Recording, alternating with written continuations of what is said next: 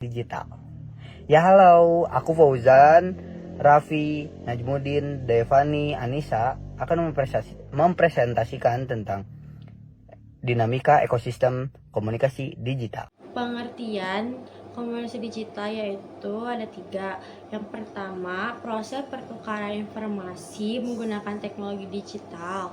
Yang kedua, melibatkan media seperti internet, media sosial, video call, dan email. Yang ketiga, tujuan mempercepat penyebaran pesan, memperluas jangkauan, dan membangun internet. Dan komunikasi digital adalah proses menyampaikan pesan seperti dengan bantuan teknologi. Contohnya itu seperti menggunakan WhatsApp, Zoom, media sosial untuk berkomunikasi dan lain-lain. Tujuannya tuh agar pesan dapat bisa disampaikan langsung dan lebih cepat juga, praktis juga, dan menjangkau lebih banyak orang. Itu guys. Pengertian komunikasi digital. Komunikasi digital adalah proses pertukaran informasi menggunakan media berbasis teknologi, contoh media sosial, email, website, dan platform kolaboratif, seperti Zoom, Slack, WhatsApp. Dinamika dalam ekosistem komunikasi digital terbagi menjadi 5 bagian. 1. Yaitu perubahan teknologi yang cepat. 2. Interaksi dua arah atau real time. 3. Pola komunikasi baru seperti emoji, meme, dan video pendek. 4. Akses global dan berpartisipasi tinggi. 5. Tantangan etika dan privasi. Dinamika dalam ekosistem komunikasi digital sangat cepat. Setiap tahun muncul platform baru yang mengubah cara kita berinteraksi. Sekarang, komunikasi tidak hanya satu arah, tapi langsung dua arah dan real time. Gaya komunikasi pun berubah, lebih visual, singkat, dan interaktif. Namun di sisi lain muncul tantangan seperti keamanan data dan etika bermedia sosial. Berikutnya dampak positif dan negatif di dalam komunikasi digital. Komunikasi digital sebenarnya membawa banyak manfaat. Salah satunya membuat proses komunikasi jadi lebih cepat dan efisien.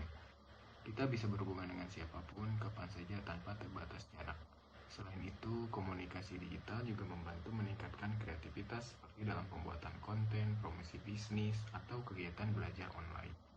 Tapi di sisi lain ada juga dampak negatifnya.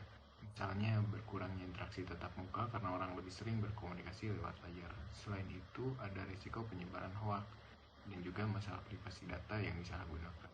Jadi, meskipun komunikasi digital memberi banyak kemudahan, kita tetap harus bijak menggunakannya agar tidak menimbulkan dampak yang merugikan diri sendiri maupun orang lain. Kita lanjut bagian dampak positif dan negatif. Yang positif itu ada 3, negatif juga ada 3.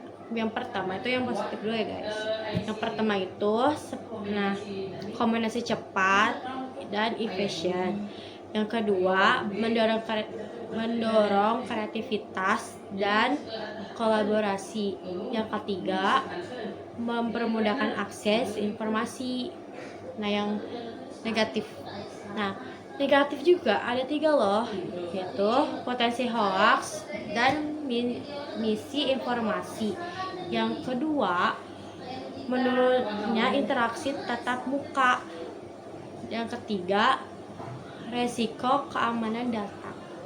Nah, seperti dua sisi mata uang, komunikasi digital membawa dampak positif dan negatif. Tahu kan yang tadi aku jelasin itu? Nah, di satu sisi lain, ia mempermudah kita berinteraksi dan berkreasi. Tapi di sisi lain, kita juga harus berhati-hati terhadap penyebaran informasi hoax.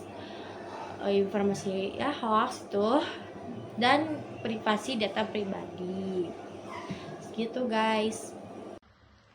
Oke, di sini saya akan membahas tentang dinamika dalam ekosistem komunikasi digital. Perkembangan teknologi digital sekarang terjadi sangat cepat.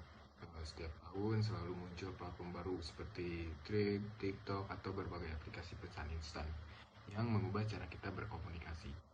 Komunikasi sekarang juga bersifat dua arah dan real time. Artinya, kita bisa langsung memberi tanggapan lewat komentar, chat, atau live streaming.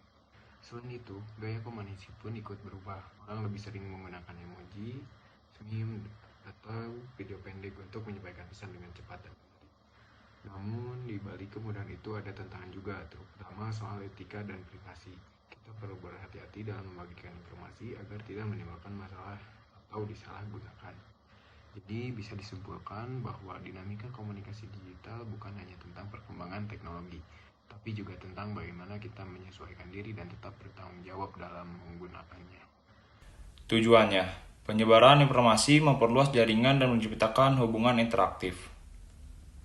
Kesimpulan, dinamika komunikasi digital menciptakan perubahan besar dalam cara manusia berinteraksi, diperlukan kemampuan adaptasi empati digital, dan tanggung jawab sosial. Komunikasi digital bukan sekedar alat, tapi ruang hidup baru bagi generasi modern. Nah, buat referensi ini, kita ada Effendi, OU 2007, Ilmu Komunikasi Digital, Teori dan Praktek. Nah, terus ada Nasrullah, R 2023, Komunikasi Digital di Era Media Baru.